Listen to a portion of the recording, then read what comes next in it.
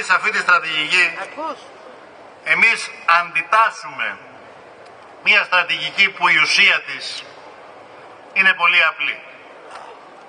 Πρώτα ο εργαζόμενος, πρώτα ο άνθρωπος, πρώτα η Ελλάδα. Ένα πρόγραμμα ανασυγκρότησης και ανάπτυξης που βάζει τις ανάγκες του λαού πριν και πάνω από τις απαιτήσεις των δανειστών. Μια αντίληψη σε όλο το μήκος και το πλάτος της πολιτικής, της οικονομίας, της κοινωνίας που θέλει τη δημοκρατία, θεμέλιο μεγάλων μεταρρυθμίσεων, την αλληλεγγύη, θεμέλιο της κοινωνικής συνοχής και το κοινωνικό κράτος, θεμέλιο της προόδου και της ανάπτυξης. Φίλες και φίλοι, εμείς δεν διεκδικούμε την εξουσία για να αναπαράξουμε το παλιό, το σάπιο, το εκμεταλλευτικό, το άδικο.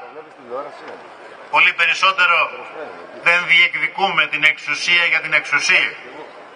Διεκδικούμε την εξουσία εν ονόματι του λαού και με την στήριξη του λαού για να γυρίσουμε με πολλή δουλειά όλοι μαζί, με ελευθερία και δημοκρατία τον τροχό, για να επιστρέψουμε την εξουσία ξανά από εκεί από όπου πηγάζει, στον ίδιο το λαό.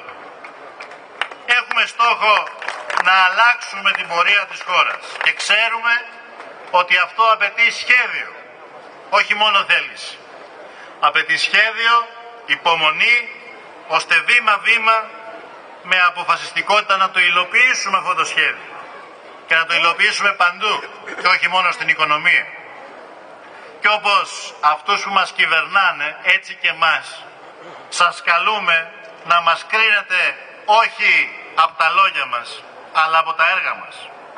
Από τη θέση μας και τα πεπραγμένα μας σε όλα τα μέτωπα της μάχης. Από τη θέση μας και τη δράση μας, εδώ και τώρα, εκεί που ο λαός μας δίνει τη μάχη της επιβίωσης. Να αφήσουμε ποτέ